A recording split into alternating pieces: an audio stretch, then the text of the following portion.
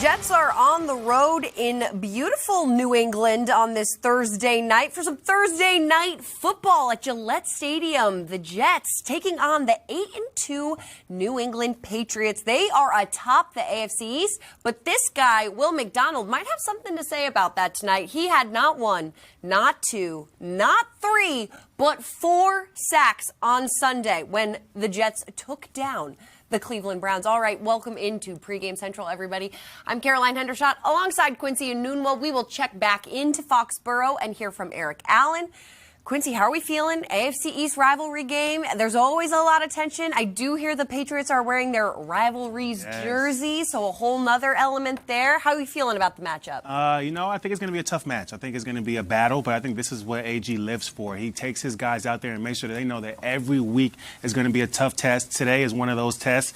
I think it's going to be even more, a little bit more something behind it because it's a Thursday night game. You have the rivalry jerseys, but these guys are hungry. After last week, they're so excited about what they've done. They want to prove to the world that they can really play. Most definitely, and I think not for nothing, this Patriots team, they're on a 7-game win streak right now. They've been playing really well, but there's a lot of key players that are out for the Patriots on both sides of the ball, but mostly for the Patriots. So we'll get into that. Let's dive into the Patriots offense and this Jets defense. So the Patriots have ruled out the following players. That's wide receiver Kayshon Boutte, running back Ramondre Stevenson, tight end Austin Hooper, and as well as their linebacker Christian Ellis. But with all these offensive players out, who does the Jets defense need to focus on, Quincy? Oh, it's easy. It's Drake May. I mean, he is the general out there. He's the main person that you have to be worried about. I think the biggest thing with him is that he's not just a great passer of the football, but he also can run the ball really well. He's like a mini Josh Allen. You heard Stephon Diggs say it a couple times now. He knows what Josh Allen looks like. He knows what he plays like.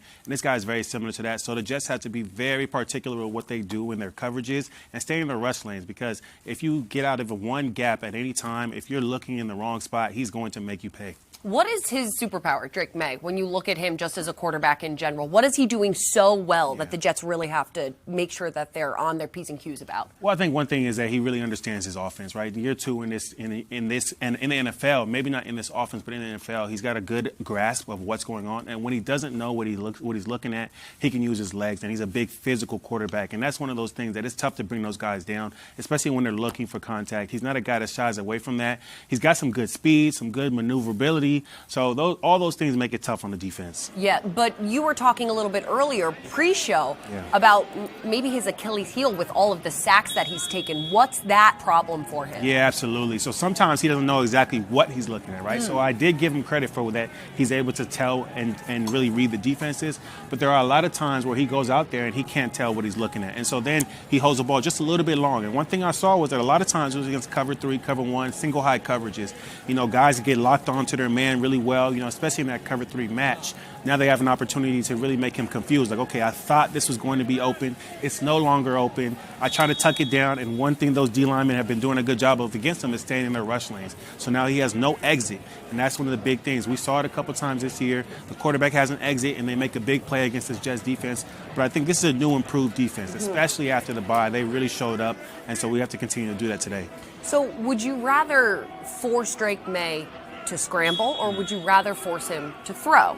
Yeah, so that's tough because, you got to pick your poison there, because if he is scrambling, he could pick up big yards. And if he's throwing it, he's got a lot of weapons making plays, right? One guy that's really had a revival there is Mack. That's a guy that's been kind of Mack Hollins. He's traveled a lot.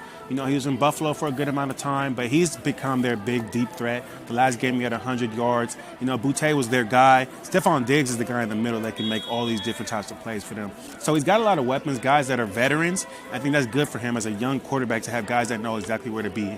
Yeah, I feel like Stephon Diggs and Drake May have had a really big connection as of late, especially last week, that toe-tapping touchdown. That was massive. And not for nothing, Drake May, he's been on a roll. He has a 71.7 completion percentage. That's second in the NFL right now. He's third in the NFL in passing yards with 2,555. And third in the NFL with 19 passing touchdowns. So there's a lot there. But we saw Will McDonald, and we're looking at this guy, Jermaine Johnson. He also got a sack last Sunday against the Browns. What can this defensive front do, and how do they repeat truly the performance that they had against the Browns offense? Well, one thing that's good is that, we talked about it, Drake May is a guy that's easily sackable, right? He's number 2 in sacks, and it's not just because of his offensive line, it's also because of him. So that allows you an opportunity to get to that quarterback. These guys know that he's been sacked 5 times, at least 2 or 3 games. And I think 7 times this season he's been sacked 3 or more times, right? So these guys know that. They're going to make sure that they're mixing it up. One thing I liked what they did last week was that they had Will McDonald in all types of different situations. They had Jermaine Johnson lining up everywhere. We got to see, sometimes you see the clips of Myles Garrett and he's lining up over the center and he's doing basketball moves and stuff like that, having fun. I think the Jets are starting to add that into their defense where these guys can move around because they can rush the quarterback at any spot, and they proved it last week. So we're probably not going to just see Jermaine Johnson taking on Will Campbell. Exactly. We might be seeing a little bit different. How do each of them, both Jermaine Johnson and Will McDonald, take advantage of that matchup with Will Campbell? Because the rookie, has been playing phenomenally. Right. Yeah, listen, I think it's all about scheme, right? They can do what they need to do. We saw a little bit of Will McDonald's magic with his spin move. That's his signature move, and he used it to get a sack last week. Just continuing to do the things that you need to do, and confidence that the defensive coordinator are going to put you in the right position. That's the biggest thing, because once you're in that position, it's all about making the plays. You can only do so much. Yeah, and we are looking at this graphic now. The Jets with 4 sacks in one single game. Yeah. Will McDonald is in very good company between John Abraham and Mark Gastineau. That is an incredible, incredible feat. So he had a fantastic game last Sunday. I do want to bring up this one point that I found very interesting. What do you think that Tampa Bay did so well? Because last week while they came out with the win, the Patriots, May had a season-low 51.6 completion percentage, and his 89.4 passer rating was the lowest since their Week 1 loss against the Raiders. Yeah, well, one thing about Todd Bowles' defense is he's really multiple in what he does, and he sends a lot of pressure, a lot of blitzes, right? So it's going to make it really confusing for you. Now, they may not have gotten to him as much. I think they only sacked him 1 time. But even just the idea that there's so many people coming in from different spots, that's one thing, the fire zones, right? So you're going to have zones on one side, and it's going to look like it may be this coverage. You'll have a blitz coming from the other side. So he does a really good job of making it confusing, and so that's what made it really tough for him. So do you expect to see a lot of blitzes from the Jets defense? Well, so the Jets are blitzing, but they're not blitzing at the same rate as Tampa Bay does. I think they're going to try. I would like to think that they're going to try to do what they know how to do so far. Right. And they maybe getting into some more man, but they tried a little bit of man last week, and then, obviously you have your young guy go down. So Brownlee's not playing outside corner. You got Malachi Moore playing the slot, right? So I think it would be wise of them to kind of mix up the coverage, just playing a little more zones, right? Because you don't know how good these guys are going to be able to play man against some of these receivers. Right, against Stephon and Collins and all of them. Okay, so we've been talking about Drake May a lot, but the guy that stole the show last week for the Patriots, that was running back Travion Henderson. Yeah. He had 2 really, really long touchdowns. He leads the Patriots in scrimmage yards with 564. So he's been playing very well. So how do they limit the run game? Yeah, so the wild thing is that, the last couple of years it's been Ramondre Stevens. And I was a fan of him because he's a really tough runner. Now you got Travion Henderson, the guy at Ohio State, a young guy, making plays like that. They've got guys all over the field, old and young, making plays. That's really deep. I think the offensive line did a good job, but he also did a good job of just finding those holes. So it's all about gap discipline again. I think as a defensive player, a lot of those guys think that any big play happens because they weren't in their positions. As an offensive guy, I always think it was a great scheme, right? We did what we were supposed to do, but those guys are well, we're out of position. So again, these guys just have to make sure they're staying in their gaps, being smart with what's going on, any motions that go on. Don't jump out of it, right? Keep your eye disciplined, and you can make the plays you need to make and slow down this run game. We're going to get to this guy too in a second. That's Breece Hall you're seeing on your screen right now. He also had a fantastic game last week for the Jets, but for this Jets defense, we've talked a little bit about Stephon Diggs, a little bit about Matt Collins. What do you think with their cornerbacks? Obviously, Brandon Stevens, the veteran of the group, right? Do you expect him to travel with anyone or no? No, I don't think it should be a travel game. I think it'll be more of a zone game, but who knows, right? The thing with AG is that I think he's getting more and more confidence in his guys. The biggest thing about playing man is that you got to have a great pass rush. So if he feels like these guys are getting to the quarterback, then it allows you to play a little more man, and that way you can really make it where these guys don't have to cover for so long, right? So I think for me, just from watching Drake May a little bit, I think it would be smart to confuse him. So switch it up a little bit. But Brandon Stevens doesn't have to travel. I think last week they actually had Brownlee travel a little bit. And so that's where you saw him a lot with, what was the receiver over there that they had? It doesn't even matter. It doesn't matter. That was last week. We've moved on. But also a good reminder that there's going to be no A.Z. Thomas because he was ruled out with a concussion ahead of this game. So we won't be seeing him either. All right. Now let's head to New England. We're going to hear from Eric Allen earlier this evening, who had a report from us from the field. What's up, Carolina and Quincy? Right now it's raining, but I don't anticipate the weather to be too much of a factor tonight. It's going to be in the high 30s, probably dipping into the mid 30s. Both these teams actually come into this game hot. Nobody's hotter than the New England Patriots. They've won 7 consecutive games. The Jets, meanwhile, are on a 2-game winning streak. Aaron Glenn said it is going to be a fight, and we welcome it. With that being said, the Jets just put star receiver Garrett Wilson on injured reserve. We knew he was downgraded to out on Wednesday. What is it going to look like on the outside for the Jets tonight? The wind is picking up. Watch a couple of newcomers in John Mechie and Adonai Mitchell, a guy who can really get down the field and separate. You know the Patriots are going to be keying in on Breece Hall. In the defensive backfield, again, for the Jets, you're juggling a lot of pieces. A.Z. Thomas out with a concussion, so Jarvis Brownlee could get the start opposite Brandon Stevens. And, of course, Malachi Moore, the rookie's been playing safety and nickel, is back there as an option, as is Tony Adams, who came on for Andre Sisco and started last week. We'll talk to you guys soon. All right, Jets fans, clear the runway and be at MetLife Stadium for Week 13 as the New York Jets take on the Atlanta Falcons Sunday, November 13th at 1 p.m., presented by the New York Lottery.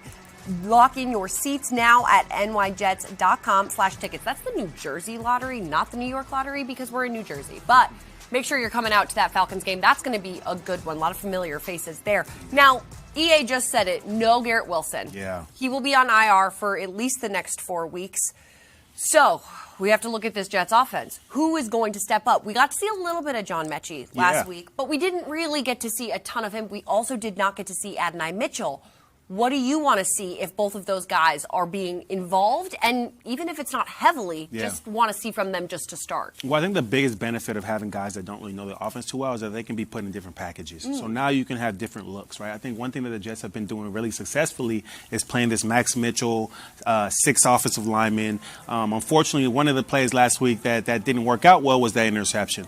But that was just a good job from the defense of mixing up the coverage. AG talked about how it was like an inverted cover 2. I hadn't seen anything like that. Unfortunately, though, while watching the film, I saw that the Patriots do something very similar. So it's something the Jets are going to have to watch out for. But as far as the scheme, right, I think it'll just be about being multiple. Coming out in 12, 21, different 11, different ways of putting guys out there and allowing them to just know what they need to do so that you can confuse the defense but also give guys opportunities to be in the game.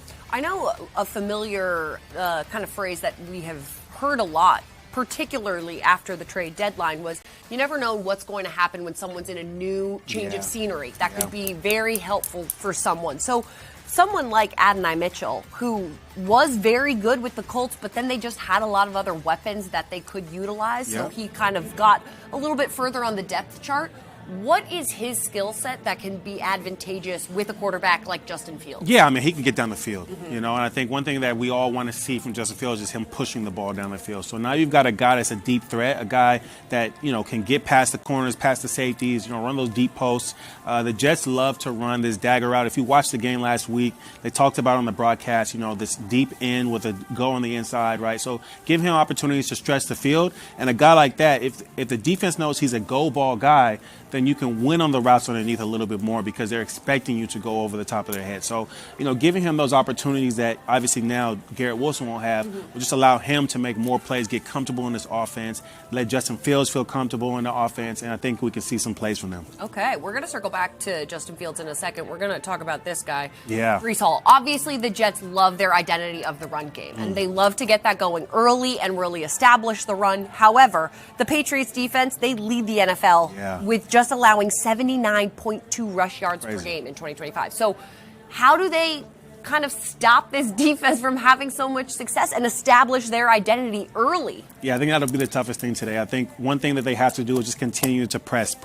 Like, continue to run the ball. You don't want to give it up. I think even in opportunities where it might be a passing down, it's okay to go out there and run.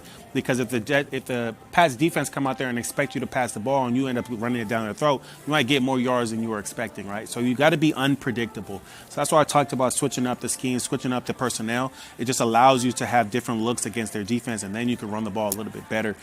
With Breece Hall, man, he's going to find his spots. He can make two guys miss in a hole and get you 20 yards, right? So just continue to give him opportunities. Switch it up with Isaiah Davis, right? We didn't see much from him last week, but we saw 2 weeks ago how well he can play. These guys are hungry and ready to go out there and make plays for this team. I also think, too, not for nothing, when Breece Hall, obviously everyone's thinking, okay, hand it off to him. Yeah. But he's a great receiver, too. Right. Like, he can catch the ball and then take off from there, too. So we might see a little bit more of that as well. Yeah, I mean, we saw it last week, right, with the screenplay, and that's something that the Jets have not been successful in. I've been wanting them to run screens. There's so many opportunities, and finally one worked. And it worked in such a big way that, I think now teams know that, hey, this screen game can work for the Jets. If I blitz too often, Justin Fields will sit in there, dump it down to his running back because that's his best outlet on the team right now, and they can make a big play, even a touchdown. So, just continuing to find ways to get these plays that everybody runs. Screens. Right. Everybody runs screens, right? But the Jets just haven't found a way to get it done. I think they've even ran 2 or 3 to Arian Smith. Those didn't work. They tried to run 1 to the tight ends. Those didn't work. So I think, again, it's just about being persistent, persistent and consistent. Just continuing to push. Something's going to pop. Right. And once it does pop, maybe then you just get a little bit more comfortable with it, gain that confidence, and then you keep it rolling a little bit more. Now, you were talking earlier about the Patriots' coverages. Yes. And it's something you pointed out pregame. What has stood out to you? What is that thing that you want everyone to see? Yeah, so when I talk about being multiple, they actually are really multiple, right? They'll go up in single high. They'll go up in 2 high as well, cover 4, cover 2. They like to switch it up. But one thing that has been working against them is, like I talked about earlier, it was a dagger. But one thing they can try out this week, and it's something that the Jets have run, is like a post with a wheel. It's a good against cover 4. I think the Panthers ran it, and they scored a touchdown against the Jets. It's okay to use those plays against, that worked against you against somebody else, especially if you already had them in your repertoire. One other thing that they do well is the floods, the sails. Those are some of the routes that the Jets haven't been running as often, but it gives you opportunity to get your young tight end the ball, which is a weapon that they're going to have to use a lot today. And those routes specifically help attack those specific coverages. Exactly, yeah. And again, we want to find ways to get our guys the ball. If you know that these are going to work, just switching up the personnel, switching up the formations will allow you to hit those spots. Now, coming back to quarterback Justin Fields, do you expect this to be a big passing game from him? Because the Patriots defense, I do have to say, they ranked 21st in passing yards allowed per game and 26th in passing yards allowed per play. Yeah. So do you expect it to be a little bit balanced of maybe some designed runs for him and some passes, or do you expect it to be heavier one way or the other? So, I think they're going to go with whatever the flow of the game is, but I think that they should try to find a way to get him those easy passes in the beginning of the game because this is a defense that is much better in the run game. Yep. You don't want to go out there and force the pass, and now you can't even run the ball, right? You should try to run it a little bit, but understanding that this is a defense that will allow you to pass the ball. Christian Gonzalez hasn't been having the best year as he has before. They brought in Carlton Davis. That's another good corner. But those guys have been giving up some passes. So, listen, Spillane is a guy that's in the middle that really finds ways to stop the run.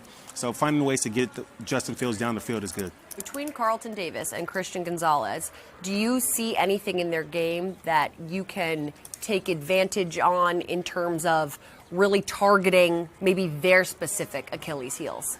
Yeah, so, it's tough. Those guys are protected at times. They do a good job with their zones. So you have opportunities. So they have opportunities to be protected. And that's something that's smart as a defensive coordinator. Sometimes if your guys aren't playing well and man, you give them opportunities to get down to protect themselves and not get big plays against them. All right, we're going to go give a little bit of a special teams shout out after last week because we just have to recap quickly what special teams was able to do last week. So Kene Nwangwu had a 99-yard kickoff return touchdown. Then Isaiah Williams had a 74-yard punt return touchdown. Nick Folk has been perfect this entire season. 19 for 19 on field goals, 12 for 12 on extra points. And then, of course, Austin McNamara. He's now downed 3 punts inside the 20 in 3 different different games this season. That's tied for the second most such games this season. So they have been so strong. When we talk about complementary football in all three phases, special teams I know can sometimes go under the radar. How can they continue to perform in such a way that is dominant for the Jets and gives them that subtle advantage that maybe goes a little overlooked at times? Yeah, I mean, they've been doing a great job on special teams. I think, the coordinator is a great coordinator. As a rookie guy to go out there and help your guys make these plays is amazing. Isaiah Williams, right, to score that touchdown, that's a guy that's been battered. People didn't believe in him. They thought that he would make bad mistakes, and he goes out there and scores a touchdown. Kene Nwanwu, that's a guy that we've been depending on, and every time he shows up, it's unfortunate that he's had some injuries, but, man, that's a guy you got to keep on this team, but he continues to make plays. I mean, I think there's only 3 guys that have scored a touchdown on kickoff this year, so he's an elite company. I think 5 guys have scored a kickoff on punt return. Again, elite company. And it's not just them, right? It's everybody else. It's a selfless act to play special teams. You can't go out there and expect to just be the best guy. You've got to be working with together. I saw Jermaine Johnson come out of the game so exhausted, fully huffing and puffing, and then he ran right back onto the field the next play for a field goal unit. And I'm just kind of shocked that these guys are doing what they do. And then, of course, then the special teams play has to come in. So there's no plays off in this league, let me tell you. Absolutely. All right, let's go back to New England, and we're going to hear from EA, who is standing by with and caught up with Ryan Fitzpatrick. Caroline and Quincy, I'm suddenly feeling warmer now that we have Fitz here. Ryan Fitzpatrick, great to see you, buddy. Yeah, good to see you too. Okay, so Jets, Patriots tonight. What's the challenge for the Jets offense? We know Garrett Wilson just placed on injured reserve. Everything's been rolling through Breece Hall, but when you look at this Patriots defense, number 1 in the National Football League in terms of stopping the run. Yeah, and I think what you're going to see with Mike Vrabel is, okay, what do they do best and what are we going to take away? They're going to try to make you play left-handed, and so Breece Hall is going to be the focal point all night. So can Justin Fields work it with his legs a little bit? Can they get something going through the air? That's going to be a big part of tonight's game plan. And then what they've done the last few weeks, I mean, last week just creating opportunities. Gotcha. You've been here enough where you shouldn't be afraid of that. But the special teams, that'll be another factor in this game. Can they find some hidden yards and maybe some touchdowns in other areas? If indeed it is Justin Fields, what would you want to see from the Jets in terms of their passing game? Anything. We want to see anything. We want to see more attempts. We want to see a little more aggressiveness. And, the way that New England usually starts a game and a Vrabel coach defense starts a game, they're going to give you some of those shorter passes, and they're going to come up and rally and tackle. So just staying on the field, making sure you're getting first downs, and then hopefully a few deep shots at some point. Jets have been enduring multiple changes on the defensive side of the ball, namely a couple of trades of the stars, Sauce Gardner and Quinton Williams. They're also dealing with some injuries. When you look at their matchup against Drake May and company, what stands out? Yeah, it's going to be tough. I mean, the thing New England does best is they don't beat themselves. And so I think with the Jets, the message that has to resonate through the locker room right now is we've got opportunities. You've got an opportunity to step in here and earn a spot and show us that you belong here. Aaron Glenn wants a certain type of football player, a guy that loves to go out there, hard-nosed, and play. And I think there's a lot of guys looking at this right now as a great opportunity for them to get some playing time and to show Coach that they belong to be a Jet. You like the way this is set up for Aaron Glenn and Darren Muji now when you're talking about capital and looking ahead. And you just talked about the mindset. Everything he's emphasizing right now is the brand of football we want to play. Yeah, I think they're in an interesting spot because they did just trade away the 2 best defensive players, and it is about the draft capital. But I've been in these situations before on different teams, one being Miami, where you look around that locker room and all of a sudden a lot of the talent has left. It's been traded away. But like I said, it's opportunity. It's guys working just as hard as those stars are working in practice every single day. And the last few weeks, getting to see results for them, I think that's a big part of building culture. And that's what we're in the midst of right now with Aaron Glenn. 2 final ones. 2015, the overtime victory over the Patriots. Where does that stand in Ryan Fitzpatrick's all-time game rankings? Yeah, that was pretty special. That was a special game. That pass to Eric Decker in the corner of the end zone. It was an RPO. We were doing RPOs with Chan before they were cool. That was a run play. But that was a special year for me. And that game, I still have people come up to me. One of the guys I played with, Anthony O'Clair, who's a tight end with the Bucks, said that was the first NFL football game he had ever gone to. And that was a special memory for him, too. But I'll have Jets fans coming up to me quite a bit when I'm in New York talking about that specific game. And lastly, I'm so happy you got a chance to talk to you tonight. The last time I saw you was at Nick's service. Yeah. You did a beautiful job with your reading. A lot of emotions right now, I imagine.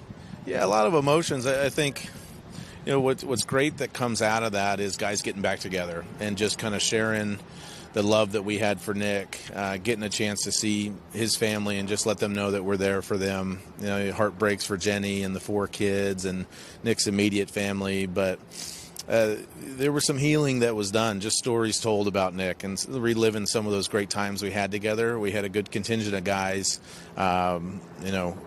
Wednesday night, late into the night, and Tuesday night where we had a good time remembering Nick. Thanks, brother. Why don't you send it back to the studio in Quincy? All right, sending it back to you. You're a TV guy now, Quincy Anunwa. That was a great shout out from Ryan Fitzpatrick to you, Q. No, I wrote down a couple of the things that he said because I liked it. He said the Patriots are going to force the Jets to play left-handed. Right. What does he mean by that? Yeah, so Mike Vrabel is taking it right out of the Belichick book. One thing he did really well was if you had 2 great targets, they would double, right? So you would take the corner and the safety and cover that one receiver on one side, take out the corner on the other side, and that's how you take away your biggest guys. The third guy has to show up, and that's what we did actually against the Bengals, right? So they find different ways to take away your biggest target and make sure that you have to find somebody else. Somebody else has to step up, right? We talk about next man up all the time in the NFL, in football in general. Somebody has to step up. They're going to try to take away Breece Hall. They're going to fill the run lanes, right? Fill the gap, stack the box until Justin Fields finds ways to get the ball down the field. So this is really a game for him to show the world, right? Because we're on prime time. It's a game to show the world that I'm capable of getting more than 50 yards in passing yards in a game, right? Yeah. So I think he's not happy about that. He's happy about the wins, but he wants to show that he's a quarterback, not a guy that just kind of finds small passes here and there. Most definitely. And something that he did point out, and again, it is raining there again as we speak.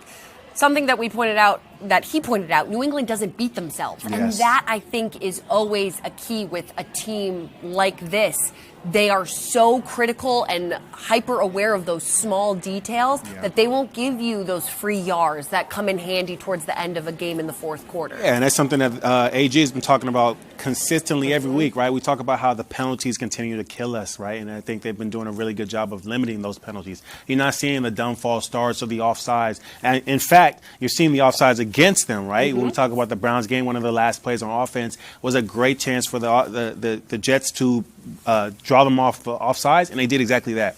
So those are the things that you're trying to see. You're starting to see flip.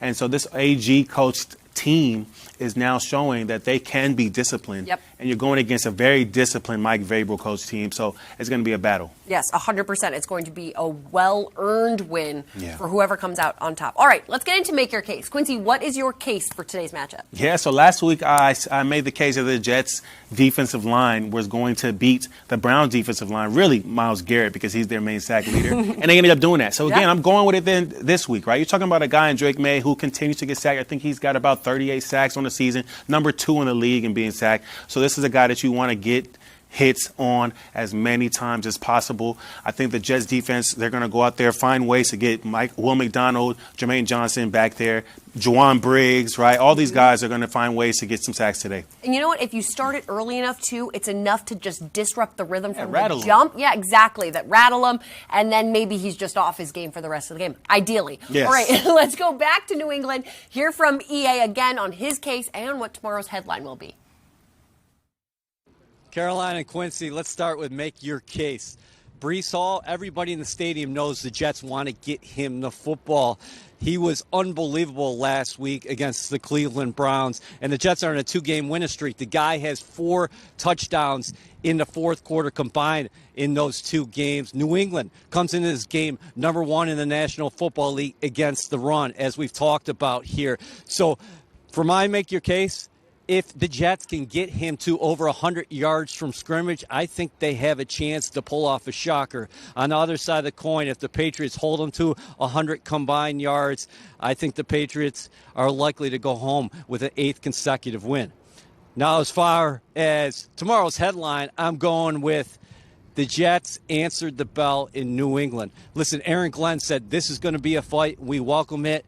I like what I've seen from the Jets, how resilient they have been of late. And this is a division rivalry. The Jets have won 2 of the past 3 games against the Patriots, but this is a new chapter in the series. Mike Vrabel and Aaron Glenn leading the respective teams they each played for, both hard-nosed and tough. Their teams are taking on that likeness in their coach's image. I can't wait to see what happens.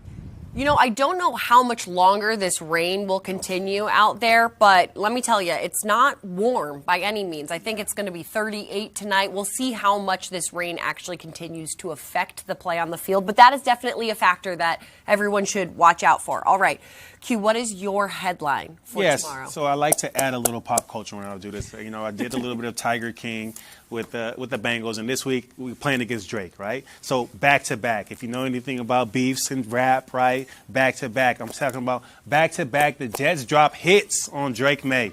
So this week I'm talking about sacks. I'm talking about getting an opportunity to go out there and make plays against this guy. Today they're going to find another chance to do that, and they might even go back-to-back in wins. I'm really speaking about back-to-back in sacks, but maybe they'll go back-to-back in wins as well. Oh, I love this. And I love the pop culture throw. You got to do it. Because if you know, you know. Exactly. So you got to keep up with Q. All right, final thoughts before we read off the inactives tonight. How do they get the win and stop this Patriots win streak? Yeah, so they're going to have to find a way to run the ball. Breece Hall is your best target, but I think outside of that, you got to add in Justin Fields. I keep talking about using his legs, but you also got to today use your arm. Justin Fields, you got to push the ball down the field. I know it's a rainy day. You put them gloves on. We talk about Teddy 2 gloves. It's now Justin 2 gloves. You got to go out there and make these plays. Teddy 2 gloves. Always a good time to shout out Teddy Bridgewater. Yes, all right, let's talk about the inactives for tonight's game. We will not be seeing the following players. That's A.Z. Thomas, Khalil Herbert, Jamarcus Weston, Braden McGregor, and Jelani Woods. So those guys will all be out of today's game.